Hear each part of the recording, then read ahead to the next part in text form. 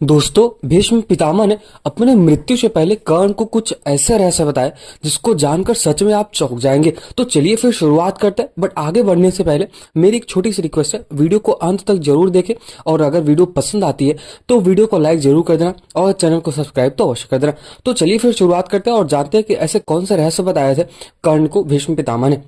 दोस्तों, ऐसा बताया जाता है कि कुरुक्षेत्र युद्ध आरंभ होने से पूर्व ही भीष्म पितामह और कर्ण में इतनी कटुता उत्पन्न हो गई थी कि कर्ण ने यहाँ तक भी घोषित कर दिया था कि जब तक भीष्म पितामह युद्ध भूमि में रहेंगे या फिर जब तक वो सेनापति रहेंगे, जब तक वो सेना को संभालेंगे, तब तक मैं युद्ध नहीं करने जाऊंगा। यहाँ तक उन्होंने ये भी बोल दिया था कि जब तक भीष्म पितामह सेनापति रहेंगे मैं युद्ध भूमि में नहीं जाऊंगा और युद्ध करने के लिए उतरूंगा भी नहीं। और जब भीष्म पितामह बाड़ों की सैया पर लेटे हुए थे और अपनी अंतिम घड़ी आने की प्रतीक्षा कर रहे थे, तो एक एक करके वहां पे कौरव और पांडव एक एक करके योद्धा मिलने आ रहे थे। मैं आप सभी को बताना चाहूंगा कि जब जितने भी वहां पे योद्धा थे, मतलब कौरव के पक्ष से या फिर पांडवों के पक्ष से, जब सब लोग मिल चुके तब वहां पे अंत में कर्ण वहां पे आते हैं। और जिनको एक दूसरे को देखना भी स्वीकृत नहीं था, उन दोनों में अंतिम समय क्या हुआ, तो चलिए फिर इसके बारे में जानते हैं। मतलब जब सभी पांडव और कौरव के जितने भी योद्धा थे, जितने भी लोग थे, सब लोग मिल जाते हैं तो वहां पे कर्ण जाते हैं। तो आखिर भीष्म पितामह क्या बताते हैं उसके बारे में जानते हैं। महाभारत के भीष्म पर्व अध्याय 122 के अनुसार भीष्म जी को रथ से गिराया गया सुनकर राधा नंदन कर्ण के मन में कुछ भय सा उत्पन्न हुआ और भय सा ऐसा समा भी गया था कि इतने श्रेष्ठ योद्धा अभी वो मृत्यु शैया पर लेटे हुए हैं। और अभी ये सुनते ही कर्ण वहां पे बड़ी ही उतावली के साथ भीष्म पितामह के पास आते हैं। आने के बाद जब कर्ण देखते हैं भीष्म पितामह मृत्यु शैया पर लेटे हुए हैं या फिर वहां पे सो रहे हैं, तब भीष्म जी के नेत्र बंद थे। जैसे वहां पे कर्ण आके देखते हैं तो वहां पे उनके नेत्र बंद थे। उन्हें देखकर कर्ण की आंखों में आंसू छलक आए और वहां पे कर्ण ने ऐसा बोला कि हे कुरुश्रेष्ठ, हे भीष्म पितामह जी, मैं वही राधा पुत्र कर्ण हूँ जो सदा ही आपकी आंखों में गड़ा रहता था और आपकी सर्वस्त्र द्वेष दृष्टि से देखते रहते थे। कर्ण ने यह बात उनसे कही और यही बात सुनकर भीष्म जी ने धीरे धीरे अपनी आंखें खोलकर देखा और उस स्थान को एकांत देख पहरेदारों को सबको दूर हटा दिया और एक हाथ से कर्ण का प्रेम पूर्वक आलिंगन किया। तत्पश्चात उन्होंने इस प्रकार किया कि आओ कर्ण, हे राधे पुत्र कर्ण, यहाँ पे आओ। तुम सदा ही मुझसे लाग डांट खाते रहते थे, मतलब मैं तुम्हें डांटता रहता था, ऐसा करके बोलते, लेकिन सदा ही मेरे स्पर्धा करते रहते थे।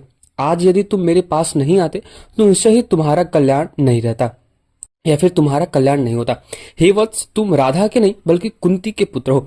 तुम्हारे पति अधिरथ नहीं बल्कि तुम सूर्य के पुत्र हो। मैंने नारद जी से तुम्हारा परिचय प्राप्त किया था। हे तात, हे कृष्ण द्वैपायन व्यास से भी तुम्हारे जन्म का वृतांत ज्ञात हुआ था और जो कुछ ज्ञात हुआ है वो सत्य है, इसमें कोई भी संदेह नहीं। तुम्हारे प्रति मेरे मन में द्वेष नहीं है, यह मैंने तुमसे सत्य कहता हूँ कि हे वीर, मैं कभी कभी तुमसे जो कठोर वचन बोल दिया करता था उसका उद्देश्य तो बस यही रहता था कि तुम्हारे उत्साह और तेज को नष्ट करना।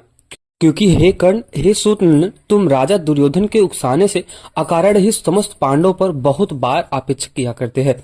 अब यहाँ पर भीष्म पितामह जी ये भी बताते हैं कि तुम्हारा जन्म कन्यावस्था में ही कुंती के गर्भ से उत्पन्न होने के कारण धर्मलोप से हुआ था, इसलिए नीच पुरुषों के आश्रय से तुम्हारी बुद्धि इस प्रकार ईर्ष्यावश गुणवान पांडव से भी द्वेष रखने वाली हो गई थी और इसी के कारण कौरव सभा में मैंने तुम्हें अनेक बार कटु वचन सुना है। भीष्म पितामह जी ये भी बोलते हैं कि मैं जानता हूँ, मुझे ज्ञात है तुम्हारा पराक्रम समर भूमि में शत्रुओं के लिए दुहस है और तुम ब्राह्मण भक्त, सूरवीर तथा दान में उत्तम निष्ठा रखने वाले हो। और भीष्म पितामह ये भी बोलते हैं कि मनुष्यों में तुम्हारे समान कोई भी नहीं। मैं सदा अपने कुल में फूट पड़ने के डर से तुम्हें कटु वचन सुनाता रहता था। भीष्म पितामह ये भी बोलते हैं कि तुम बाढ़ चलाने और इसके साथ ही साथ दिव्यास्त्रों का संधान करते और फुर्ती दिखाने तथा अस्त्र बल में तुम अर्जुन तथा महात्मा श्री कृष्ण के समान हो। अब यहाँ पे आप समझ सकते हो कि स्वयं भीष्म पितामह ने भी कर्ण को यहाँ पे बोला कि तुम्हारी जो तुलना है ना वो गलत लोगों से की जाती है। तुम स्वयं कर्ण और तुम स्वयं अर्जुन और भगवान श्री कृष्ण के बराबर हो। उन्होंने ऐसा बोला कि तुम्हें बहुत ही ज्यादा ज्ञान है, तुम्हें दिव्यास्त्रों का ज्ञान है, तुम्हें बाढ़ चलाने का ज्ञान है, तुम एक महान धनुर्धर भी हो। इसके साथ ही साथ तुम्हें अस्त्र बल में बहुत ही अच्छी रुचि है। कर्ण, तुमने कुरुराज दुर्योधन के लिए कन्या लाने के निमित्त अकेले ही काशीपुर में जाकर केवल धनुष की सहायता से वहां आए समस्त राजाओं को युद्ध में परास्त भी कर दिया था। तुम्हें ये ज्ञात ही और ऐसा भी बोलते हैं कि युद्ध की मर्यादा रखने वाले वीर हो तुम। भीष्म पितामह कर्ण को ये भी बोलते हैं कि जो राजा जरासंध था वो दुर्जय एवं बलवान भी था, तथापि वह रणभूमि में तुम्हारी समानता न कर सका।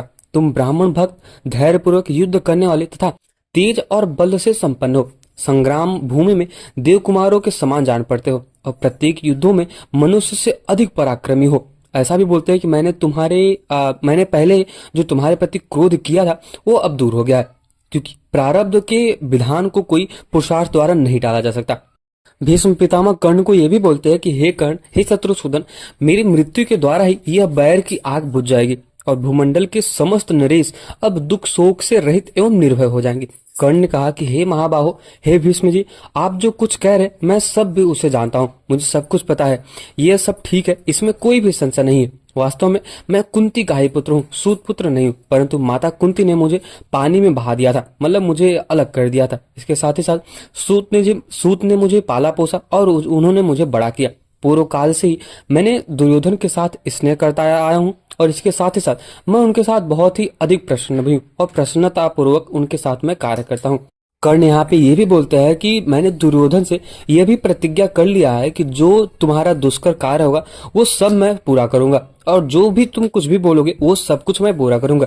दुर्योधन का ऐश्वर्य भोग कर मैं उसे निष्फल नहीं करना चाहता।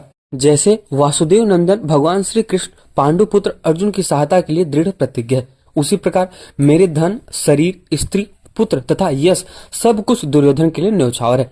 यज्ञों में प्रचुर दक्षिणा देने वाले कुंती नंदन भीष्म, मैंने दुर्योधन का आश्रय लेकर पांडवों का क्रोध सदा इसलिए बढ़ाया है कि यह क्षत्रिय जात रोगों का शिकार होकर न मरे। उसके साथ ही साथ इसका अर्थात ये है कि युद्ध में वीर गति को प्राप्त न हो।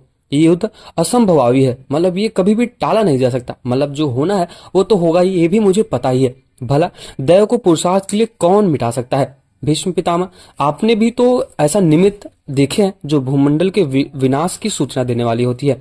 आपने कौरव सभा में उसका वर्णन भी किया है। पांडव तथा भगवान वसुदेव को मैं सब प्रकार से जानता हूँ और मुझे भली भांति प्रकार पता है कि भगवान श्री कृष्ण वसुदेव कौन है। और कर्ण ऐसा भी बोलता है कि भगवान श्री कृष्ण दूसरे पुरुषों के लिए सर्वथा अजय रहे, तथापि मैं उनसे युद्ध करने का उत्साह रखता हूँ और मेरे मन का यह निश्चित विश्वास है कि मैं युद्ध में पांडवों को जीत लूंगा। पांडवों के साथ हम लोगों का यह बैर अत्यंत भयंकर हो गया है, अब इसे दूर नहीं किया जा सकता। मैं अपने धर्म के अनुसार प्रसन्नचित्त होकर अर्जुन के साथ युद्ध करूंगा। हे तात, मैं युद्ध के लिए निश्चय कर चुका हूँ। हे पितामह, मेरा विचार यह है कि आपकी आज्ञा लेकर अब युद्ध करूं, अतः आप मुझे इसके लिए आज्ञा देने की कृपा करें और आप मुझे आशीर्वाद दें। मैंने क्रोध के आवेग में अथवा चपलता के कारण यदि आपको कुछ भी कटु वचन बोल दिया है या फिर कुछ भी गलत बोल दिया है तो आपके अनुकूल जो भी मैंने आचरण किया है वो सबके लिए मैं आपसे क्षमा मांगता हूँ। भीष्म ने कहा कि हे कर्ण, यदि यह भयंकर वैर अब नहीं छोड़ा जा सकता तो मैं तुम्हें आज्ञा देता हूँ कि तुम स्वर्ग प्राप्ति की इच्छा से युद्ध करो। दीनता और क्रोध छोड़कर अपनी शक्ति और उत्साह के अनुसार सत्पुरुषों के आचार में स्थिर रहकर युद्ध करो। भीष्म पितामह कर्ण को बोलते हैं कि तुम रण क्षेत्र में पराक्रम तो कर चुके हो और इसके साथ ही साथ तुम आचारवान तो पहले से ही हो। हे कर्ण, मैं तुम्हें आज्ञा देता हूँ, तुम जो चाहते हो वो प्राप्त करो। धनंजय के हाथों मतलब अर्जुन के हाथों मारे जाने पर तुम्हें क्षत्रिय धर्म के पालन से प्राप्त होने वाले लोकों की उपलब्धि होगी। भीष्म पितामह कर्ण को यह भी बोलते हैं कि तुम अभिमान शून्य होकर बल और पराक्रम का सहारा लेकर युद्ध करो। क्षत्रिय के लिए धर्मानुकूल युद्ध से बढ़कर दूसरा कोई कल्याणकारी साधन नहीं होता। भीष्म पितामह कर्ण से बोलते हैं कि हे कर्ण, मैं तुमसे सत्य कहता हूँ, मैंने कौरव और पांडवों में शांति स्थापित करने के लिए दीर्घ काल तक महान प्रयत्न किया था, किंतु मैं उसमें कृत कार्य न हो सका। अब यहाँ पर भीष्म पितामह की आज्ञा लेकर वहां पे कर्ण जो है वो चले जाते हैं। उनकी आज्ञा से उन्हें प्रणाम करते हैं, आशीर्वाद लेते हैं और रथ पर अपने बैठकर अपने मित्र दुर्योधन के पास चले जाते हैं। तो आज का अगर आपको ये वीडियो पसंद आया हो भीष्म पर्व 122 के अनुसार जो भी मैंने आपको बताया तो वीडियो को लाइक जरूर कर देना और चैनल को सब्सक्राइब तो अवश्य कर देना। और जाते जाते एक बार कमेंट सेक्शन में जय श्री कृष्ण जरूर लिखना। और अगर आपको कुछ भी सुझाव देना है, कुछ भी सलाह देना कर्ण के बारे में, भीष्म पितामह के बारे में, तो आप जरूर दे सकते हैं। मिलते हैं किसी और वीडियो में।